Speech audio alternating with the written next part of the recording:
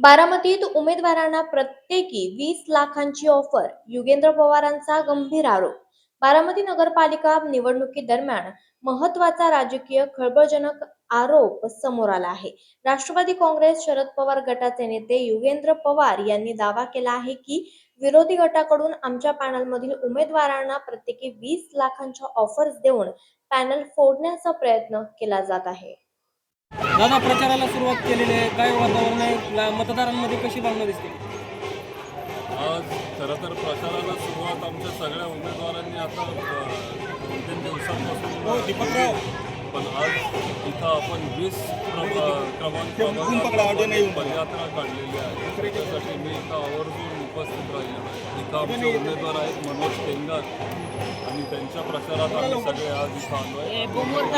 अध्यक्ष आहेत ते पण इथं आहेत आणि आपले नगराध्यक्ष पदाचे उमेदवार बलराज बेलदार पाटील ते पण आज या प्रचारामध्ये आहेत आणि काँग्रेस, शिवसेना, वंचित बहुजन आघाडी, अपक्ष उमेदवार हे सगळे आमच्यासोबत या प्रचारामध्ये आहेत.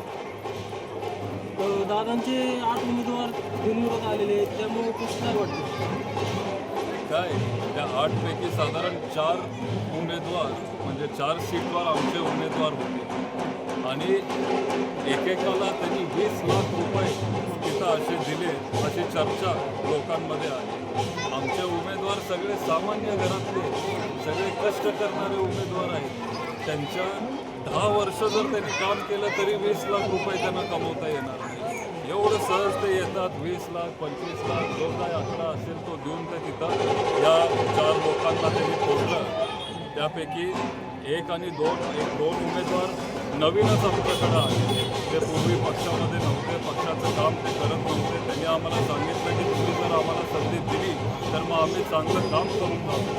आम्हाला वाटलं आपण त्यांच्यावर विश्वास करू, ते चांगलं काम करतील आणि बरेच लोक मुद्दामून असं हे करण्यासाठी पण येतात. कारण ही सवय बारामतीकरांना आता 30-35 वर्षापासून सत्ताधारी पक्षांनी लावलेली आहे.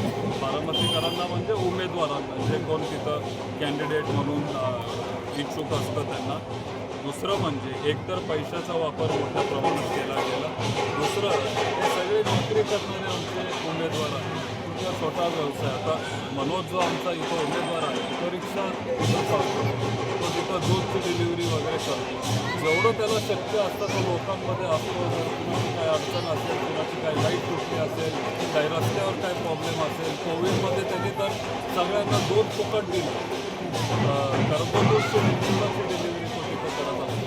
म्हणजे शेवटी गरिबाला किंवा सामान्य माणसाला दुसऱ्या गरिबाचं किंवा सामान्य माणसाचं दुःख तिथं कळत असतं आणि त्याच्यामुळं आपण उच्च शिक्षित तरुण स्वच्छ प्रतिमा असलेले आपण सामान्य कुटुंबाचे उमेदवार तिथं दिले.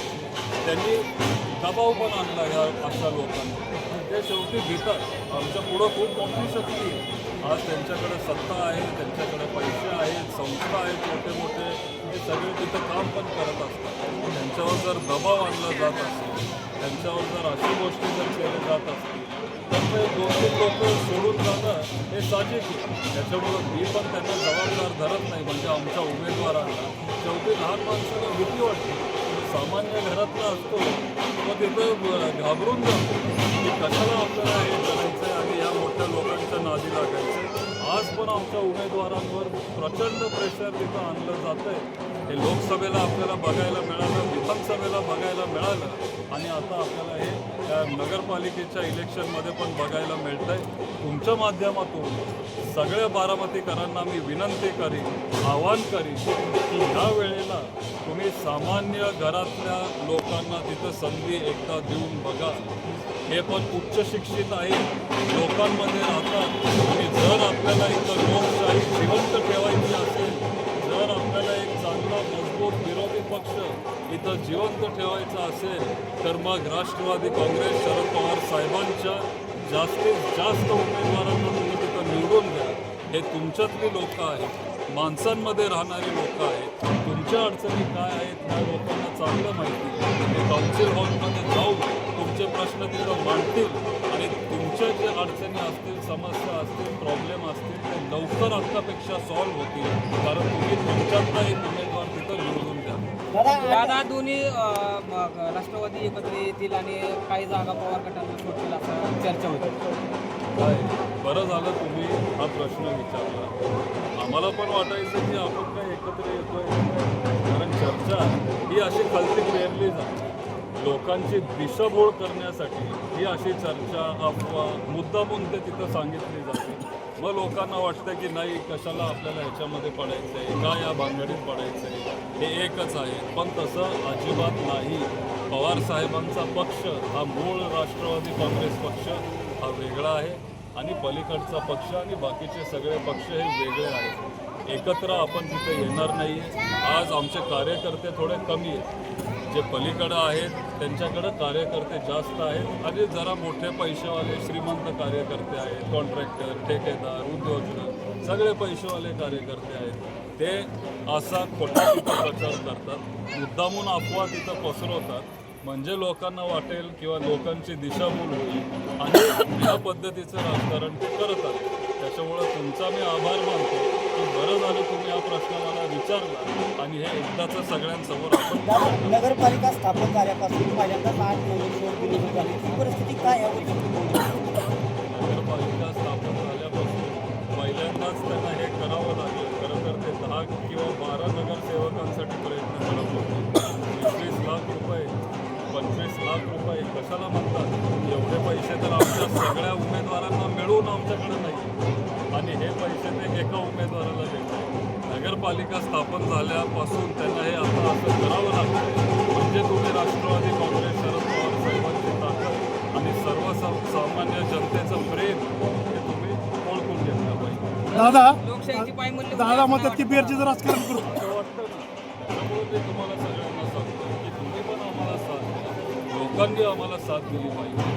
आणि आता पलीकडच्या लोकांनी जे त्यांचे विरोधक होते, मग त्याच्यामध्ये पूर्वी सुनील सस्ते त्यांचे विरोधक होते, आज म्हणजे शेवटच्या दिवसापर्यंत ते आमच्याशी बोलत होते. लगेच दुसऱ्या दिवशी ते तिकडे गेले.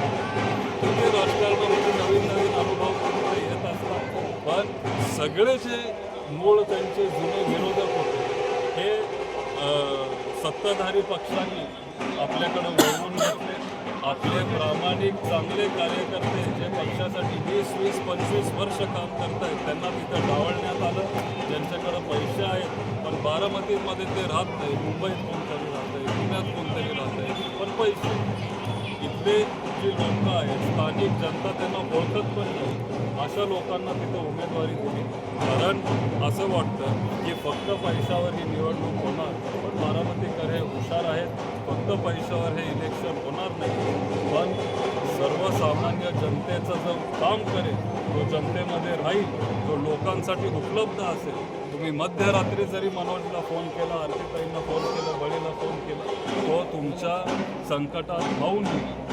अशी लोकं आपण संधी देतो. बारामतीकरांना चांगलं माहिती आहे की बारामतीसाठी काय चांगलं असतं आणि अशा लोकांना, सामान्य लोकांना बारामतीकर संधी देऊन लोकशाही जिवंत ठेवतो. दादा तारीख तुमच्या जवळ आलेली आहे. दादा अजितदादा म्हणले की मी बेरजेचं राजकारण करतोय, विरोधक संपवत नाही, पण हे बेरजेचं राजकारण करताना पवारसाहेब गटाला घेणं आवश्यक वाटलं नाही का त्यांना? नाही काय ना, शेवटी हा त्यांचा अंतर्गत प्रश्न आहे. ते पण बारामतीमध्ये येत असतात.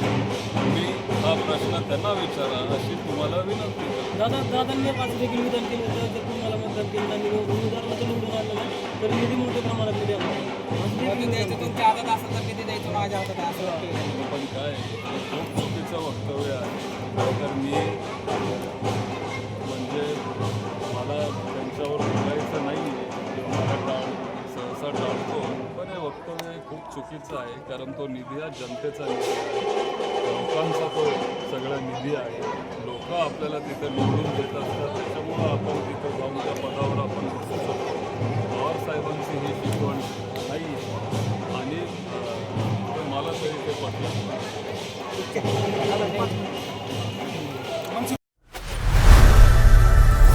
लोकनायक न्यूज